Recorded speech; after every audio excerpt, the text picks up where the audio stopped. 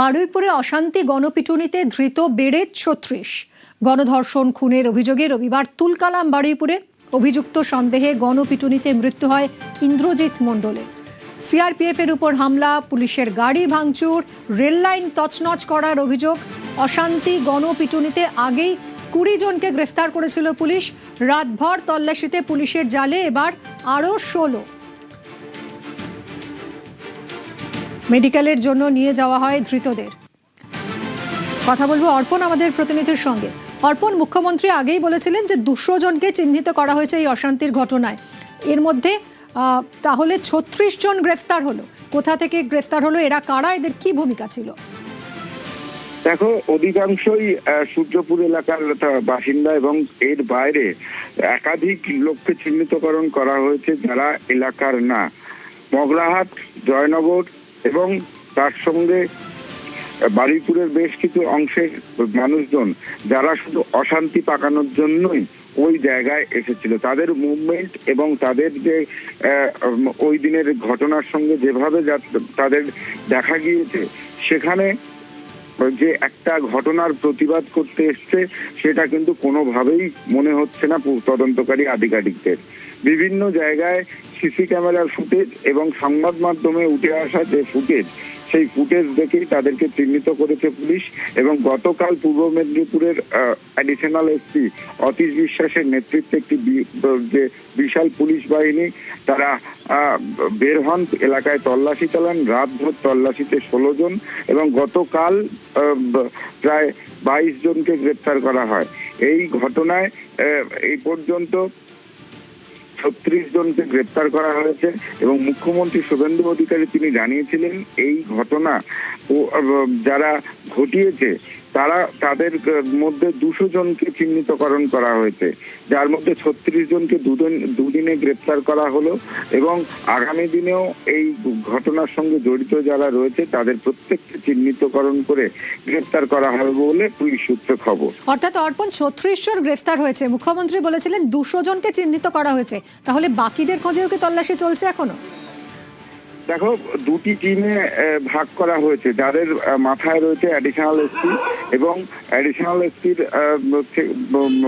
তিনি এই দুটি টিমকে কন্ট্রোল করছেন, যারা রাত্রে বিভিন্ন এলাকায় অভিযান চালিয়ে গ্রেপ্তার করছে এবং দিনেরও একটা টিম করা হয়েছে। দিনের বেলায় তারাও কিন্তু এলাকায় এই তল্লাশি চালাবেন এবং যাদেরকে চিহ্নিতকরণ করা হয়েছে প্রত্যেককে গ্রেপ্তার করা হবে, কোনো রকম রেয়াত করা হবে না।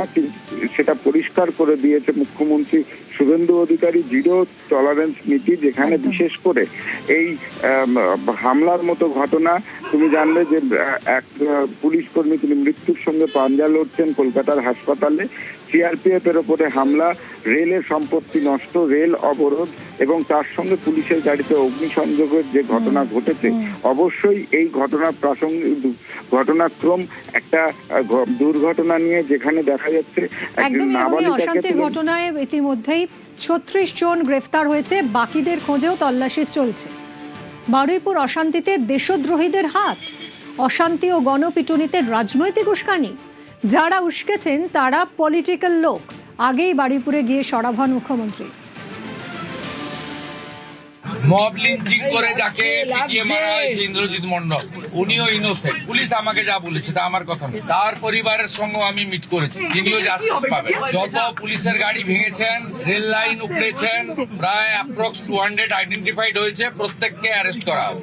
একটা লোককেও ছাড়া হবে না। পিছন থেকে যারা উস্কেছেন পলিটিক্যাল লোক, যারা ইলেকশনে রিজেক্ট হয়েছেন, কেউ ক্ষমতা থেকে গেছেন, কেউ শূন্য থেকে এক হয়েছে, এবং radical force, anti national force যারা পিছন থেকে উস্কেছেন তাদেরকেও আইডেন্টিফাই করা হয়েছে, তাদেরকেও ঠিক প্রপারলি শিক্ষা দেওয়ার কাজ সরকার করবে। আর মব লিঞ্চিং করে যে নিরীহ লোকটাকে বা ছেলেটাকে মেরে দিয়েছে, সেখানেও যারা হত্যাকারী তাদেরকেও মার্ডার কেসে যুক্ত করা হবে। পুলিশকে ডাইরেক্ট ইনস্ট্রাকশন আছে, যারা যারা হুলিগানিজম করেছে পুরো দিন ধরে তাদের এগেনস্টে অ্যাকশন হবে। প্রায় 200-র বেশি আইডেন্টিফাইড লোক, তাদেরকে আমি পরিষ্কার বলে গেলাম যারা উস্কানি দিয়েছে, কারোর ইন্ধনে পলিটিক্যাল বায়াসনেস নিয়ে মিডিয়াতে পাবলিসিটির লোভে সোশ্যাল মিডিয়ায় চিপ ভিউয়ার্স বাড়ানোর জন্য ওদেরও কিন্তু ছাড়া হবে না, তারাও ভুগবে, এটুকু আমি বলে দিই।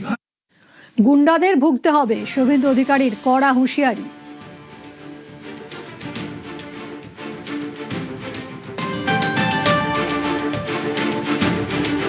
আমাদের অনেকগুলো পুলিশকে ইনজোর্ড করেছিল এরা অত্যন্ত খারাপ কাজ করেছে। এই গুন্ডাদের ভুগতে হবে, প্রত্যেককে অ্যারেস্ট করব। এখানে আরএনটে করে একজন ছিলেন লেডি, আরেকজন ট্রিটমেন্ট করে বেরিয়ে গেছেন, ইনি অ্যাডমিশন আছেন, এনার ভালো চোট আছে, ওটি হবে কালকে। আমি আমার কনস্টেবল ভাইকে বলে এলাম, সরকার আছে সাথে। মহিলা কনস্টেবল ভর্তি আরএনটে করে তার উনি এখন ঠিক আছে, উনার রিপোর্ট নিলাম আমি, ঠিক আছেন। উনার কালকে ওটি হবে, ওনার সিরিয়াস আছে, ওনারও সিরিয়াস ছিল কিন্তু is now out of danger. Inner কালকে ওটি হবে বলে এলাম। পুরো ডিপার্টমেন্ট সাথে আছে, সব গুন্ডাকে ধরা হবে। ওখানে যারা নেতাগিরি মাতব্বরি করেছে হবে, প্রত্যেক কাউকে ছাড়া হবে। মেরেছে, ভালো করেছে, এটা করা উচিত, সঠিক বিচার হয়েছে। ফুল আস্থা আছে, দাদা বলেছে এমন শাস্তি দেবো তুমি শুধু দেখে নেবে। এই ধর্ষকদেরকে কোর্টে পাঠাবো না। ও অন্যায় করেছে, ও দোষ করেছে, ও হচ্ছে গুলি খেয়েছে, এটা বলার কিছু নেই। গলি কম করেছে, সবার সামনে ফাঁসি দিত ভালো। দিনে ধরবো, রাত্রি কাম তমাম, সেরকমে আজ করে দিলেন। সকালে জমা নেব, বিকালে খরচ করব। ও যা কর্ম করেছে তাতেই গেছে আমার শান্তি। আমার তামান্না চলে গেছে। যদি বিজেপি সরকার তখন থাকতো তাহলে ওই ক্রিমিনালগুলো আজ পর্যন্ত এই দুনিয়ায় থাকতো না। ফাঁসি দিলেই তো তারা বেঁচে যাচ্ছে, তাদের কম সাজা হলো তার। বারুইপুরে এনকাউন্টার, নাবালিকা গণধর্ষণ খুনের ঘটনায় অন্যতম অভিযুক্ত প্রভাস মণ্ডলের মৃত্যু। পুলিশের দাবি, ঘটনার পুনর্নির্মাণের জন্য মঙ্গলবার গভীর রাতে প্রভাসকে ঘটনাস্থলে নিয়ে যাওয়া হয়েছিল। সেখানে পুলিশের আগ্নেয়াস্ত্র ছিনিয়ে নেয় প্রভাস, পুলিশকে লক্ষ্য করে এক রাউন্ড গুলি চালায়, পালানোর চেষ্টা করে। আর পুলিশের দাবি, তখনই আত্মরক্ষার্থে বাধ্য হয়ে গুলি চালায় তারা। এনকাউন্টারে মৃত্যু হয় প্রভাসের।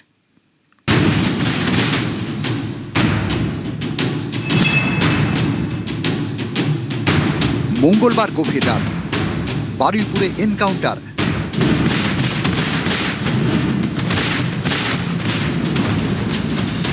নাবালিকাকে গণধর্ষণ খুনে অন্যতম অভিযুক্ত প্রভাস মণ্ডলের মৃত্যু।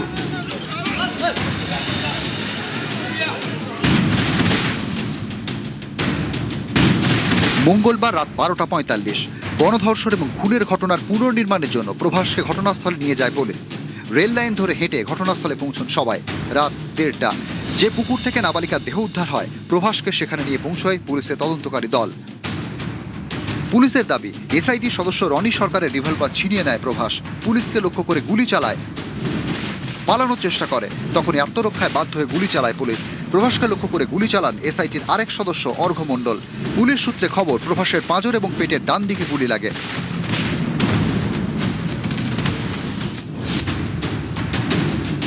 মুখ্যমন্ত্রীর উপর আমার পুরো ভরসা আছে।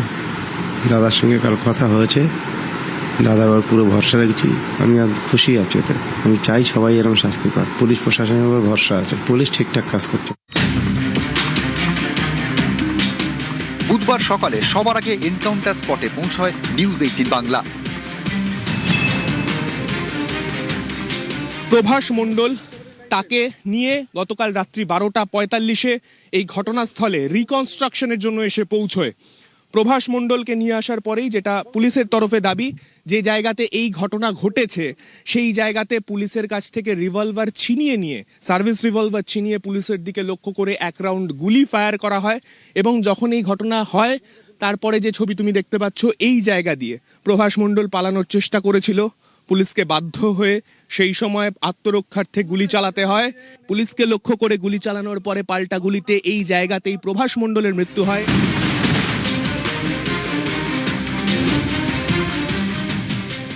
আমার বিয়ের পরেও আমি নোংরামও দেখেছি, অনেক অত্যাচার করে আমি এখন সংসার করছি। তা আমি মানে মেনেই নিয়েছি যে ও করেছে। এই যে পুলিশের গুলিতে মারা গেল, কিছু বলবেন? ও অন্যায় করেছে, ও দোষ করেছে, ও হচ্ছে গুলি খেয়েছে। শনিবার বিকেল বন্ধুর বাড়ি যাওয়ার জন্য বেরোয় নাবালিকা। এরপর থেকে নিখোঁজ, রাত পর্যন্ত কোনো খোঁজ মেলেনি তার। রাতেই পুলিশের দ্বারস্থ হয় পরিবার। রবিবার সকালে এলাকার একটি পুকুর থেকে উদ্ধার হয় নাবালিকার বস্তাবন্দি দেহ। সিসি ক্যামেরার ফুটেজে দেখা যায় মেয়েটিকে সঙ্গে করে নিয়ে যাচ্ছে এক ব্যক্তি। ফুটেজ দেখে অভিযুক্ত প্রভাস মণ্ডলকে চিহ্নিত করেন স্থানীয়রা। এই প্রভাস মণ্ডলকে নিয়েই নাবালিকার দেহ উদ্ধার।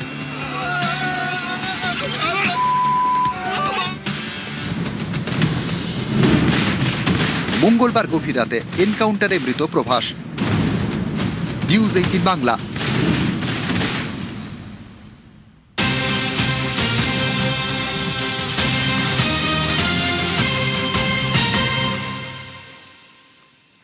এনকাউন্টারে নিহত প্রভাসের এক্সরে করা হবে। রাজ্যে প্রথম ময়না তদন্তের আগে হবে এক্সরে। কলকাতা মেডিকেলে প্রভাসের এক্সরে হবে। এক্সরে করে জানা যাবে বুলেটের অবস্থান। তদন্তের সঠিক ডকুমেন্টেশনের জন্যই এক্সরে। রাজ্যে প্রথম ময়না তদন্তের আগে এক্সরে। কলকাতা মেডিকেলে হবে প্রভাসের এক্সরে। এক্সরে করে জানা যাবে বুলেট কোথায় লেগেছিল, বুলেটের অবস্থান। তদন্তের সঠিক ডকুমেন্টেশনের জন্যই এক্সরে।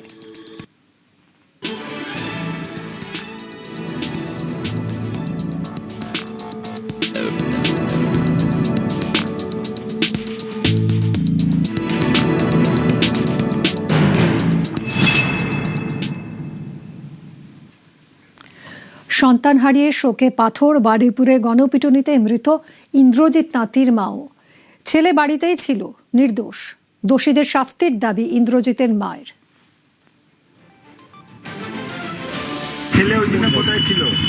আমার ছেলে বাড়ি ছিল, ওই আনন্দর ফ্যামিলি আমাদের শেষ করে দিল। ওর মা বৌদি বলেছে, আনন্দর খুঁজতে এসেছো কেন, ইন্দ্র তাঁতির বাড়ি যাও। যখনই বলেছে আমার বাবার বাঘের মতো এসে তুলে নেই। একেবারে অন্তত 500 লোক মেরে মেরে শেষ করেছে। আমরা বলেছি আমার ছেলে যদি সত্যিকারে যদি করে, ওর বাবা বলেছে তোমাদের হাতে সসম্মানে তুলে দেবো, মেরো না, কোনো কথা নেয়নি। আমি চাইছি আমার ছেলে তো বিনা দোষে মেরেছে। হ্যাঁ। মালদায় নাবালিকার ওপর যৌন নির্যাতনে ধৃতের এনকাউন্টারের দাবি পরিবারের। বারুইপুরে গুলি করে মারা হয়েছে, যে এরকম ঘটনা ঘটিয়েছে একজন এরকম, সেটা প্রশাসন বুঝবে, সেটা প্রশাসন কি ব্যবস্থা নেবে সেটা তো বুঝতে পারছেন। এরকম শাস্তি চান হওয়ার তো দরকার, না হলে তো আমার যে বাড়িতে বাচ্চা মানুষ হচ্ছে, আপনার বাড়িতে বাচ্চা মানুষ হয়েছে, এগুলো তো ভয় পাবে তো। তাহলে কি এরকম মৃত্যু চাইছে? সেটা প্রশাসন যেটা করবে সেটা ভালো করবে, ঠিক আছে, না থাকাই ভালো। বারুইপুরে এনকাউন্টারকে সমর্থন করি, ভাইয়ের খুনিদের এনকাউন্টার চাই। জ্যোতিপ্রিয় মল্লিককে এনকাউন্টার করতে হবে, দাবি বরুণ বিশ্বাসের দিদির। বারুইপুরে যে ঘটনা আজকে ঘটেছে সেটাকে আমরা সমর্থন করি। আমার ভাইয়ের ক্ষেত্রে, আমার ভাইকে যে খুন করেছেন, আমি তার এনকাউন্টার চাই। যিনি খুনি তাকে এনকাউন্টার করা হোক। আমার ভাইয়ের খুনি আমরা প্রথম থেকে একই নাম বলে আছি, জ্যোতিপ্রিয় মল্লিক। ওনার এনকাউন্টার চাই। যেদিকে দিকে যা ঘটছে, এরকম সাজা যদি হয়, এই নরপশুগুলো আরও যারা সমাজে আছে যদি শুধরে যায়, যেতে পারে, সমাজটা হয়তো বদলে যেতে পারে। বারুইপুরে পুলিশের কাজ করেছে, এ রাজ্যে আর কামদুনি হবে না, মন্তব্য বিজেপি রাজ্য সভাপতি শ্রমিক ভট্টাচার্যের। পুলিশের কাজ পুলিশ করেছে। এখন তো বাবরের সরকার নেই, এখন তো তৃণমূল তৃণমূলের সরকার নেই, পশ্চিমবঙ্গ রাজ্য সরকার আছে। এ রাজ্যে কামদুনি হবে না, অপরাধীদের ছাড়া পাবে না। কামদুনিতে যেভাবে শুধুমাত্র কিছু মানুষকে সন্তুষ্ট করবার জন্য ব্লক ভোটের স্বার্থে এমন ভাবে তদন্ত প্রক্রিয়া সাজানো হলো যে জজ সাহেব শেষ পর্যন্ত তাদের বেকসুর খালাস করে দিতে বাধ্য হলেন, তো সেটা আর হবে না এ রাজ্যে। আমি তো মুখ্যমন্ত্রীকে বলছি কামদুনির ফাইল নতুন করে ওপেন করবার জন্য, কারণ সেখানে নির্যাতিতা বিচার পাননি, তার পরিবাররা বিচার পায়নি। কোনো অপরাধী যদি মনে করেন পশ্চিমবঙ্গে নির্দ্বিধায় এখন ঘোরা যাবে, যা খুশি তাই করবো, অতীতে যেভাবে চলেছে, তাহলে তাদের জায়গা হয় জেলের পিছনে, আর পালাবার চেষ্টা করলে বা আক্রমণ করার চেষ্টা করলে আকাশের ওপরে। নিউজ